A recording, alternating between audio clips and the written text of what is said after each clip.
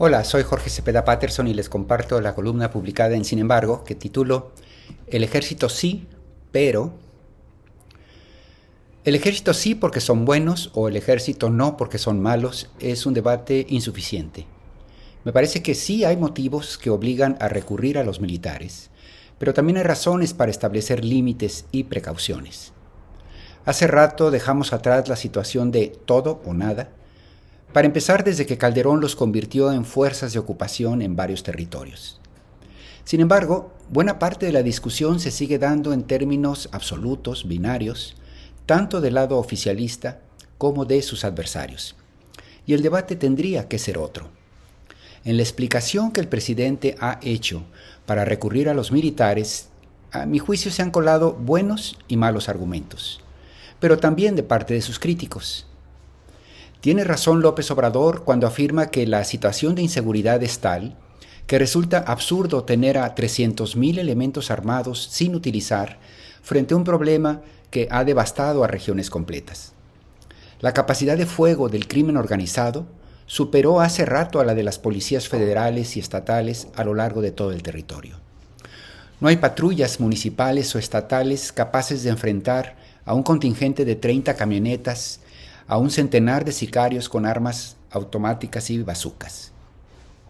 Es muy cómodo afirmar, como si viviéramos en Suiza, la traición que supone que un izquierdista o un demócrata acepte la intervención del ejército en la inseguridad pública.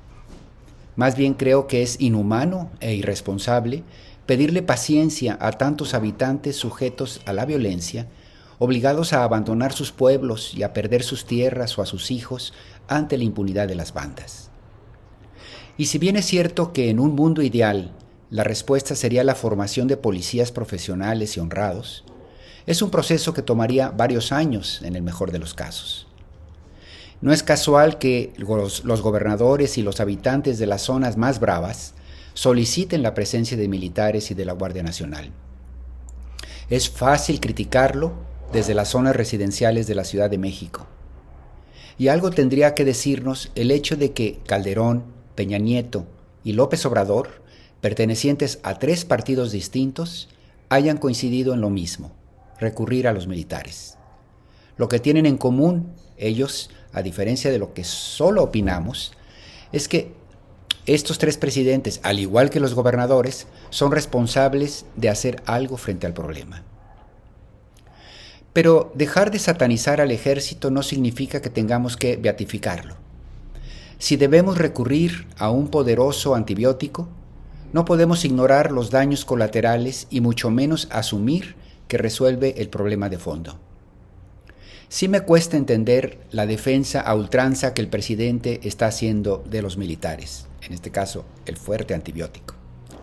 Hay razones legítimas y defendibles para incorporar a las Fuerzas Armadas, sí, pero tal decisión tendría que ir acompañada de las medidas para responder a los comprensibles temores que eso entraña.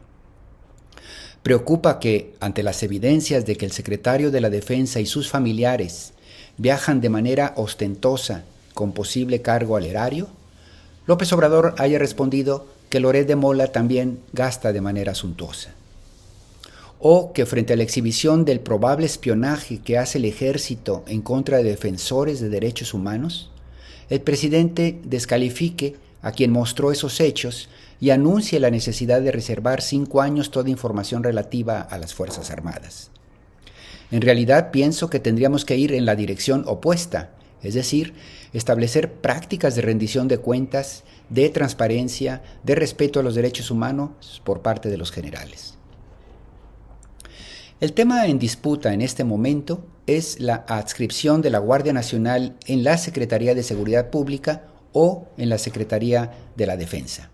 Como sabemos, la Suprema Corte decidió en favor de la primera opción, entre protestas del presidente, quien afirma que es un error capital y anuncia que buscará un Congreso con mayoría calificada, es decir, constitucional, para revertir la medida. Pero el debate, una vez más, pienso, se ha dado en términos de descalificativos con muy poco análisis sobre las implicaciones de una y otra opción. El argumento del presidente de que si la Guardia Nacional se queda en la Secretaría de Seguridad Pública, eso podría provocar que caiga en manos de García Luna, un corrupto, me parece un argumento insostenible, porque eso significa tener más confianza en los generales que en el voto del pueblo o en su sucesor para elegir a un funcionario capaz y responsable. Justamente votamos por el cambio para que no volviera a suceder los García Luna. La salida de la corrupción pasa por una transformación, no por entregar el poder a los militares en aduanas, puertos, aeropuertos o actividades turísticas y volverlos empresarios.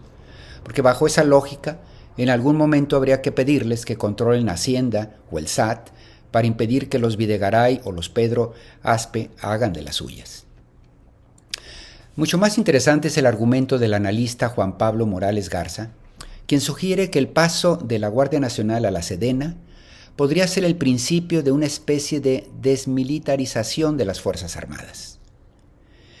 Esta posición entraña una tesis sugerente, aunque él no lo explicite, que consiste en: si México no va a ser invadido y el principal uso de la Marina y el Ejército es interno, habría que convertirlos paulatinamente en una fuerza civil. Las dos entidades disminuirían en el número de elementos que tienen, mientras que la Guardia Nacional, dentro de la Sedena, aumentaría en tamaño, reclutaría y capacitaría a sus miembros en criminalística y derechos humanos. Esa es la tesis de este investigador. No suena mal, pero me parece que no es nada sencillo. Primero, porque no está claro que los generales estén de acuerdo con esa tesis, es decir, desmilitarizarse y reducirse.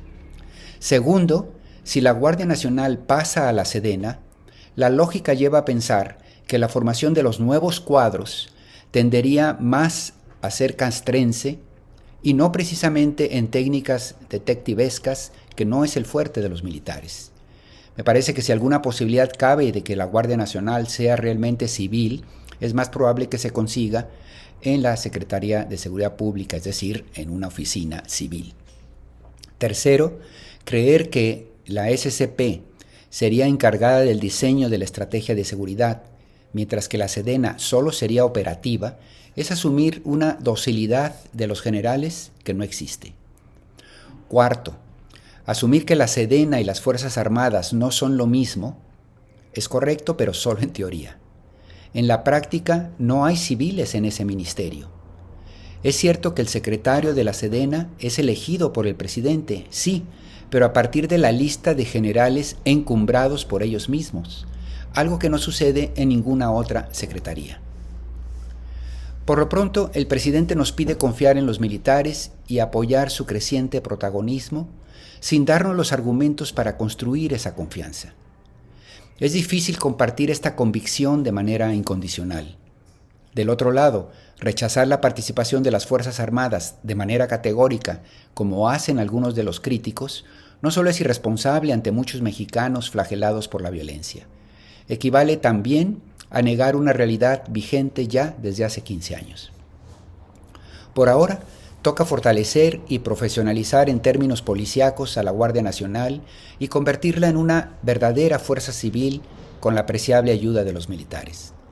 Mientras no existan mejores argumentos o evidencias, me parece que esa vía, complicada como es, resulta más viable adscrita a una dependencia civil que a una militar. El presidente nos pide que dentro de 13 meses, en las elecciones, le entreguemos la institución a los generales de manera incondicional. Sin los contrapesos y mejores razones, me parece un salto al vacío. Veremos si eso cambia.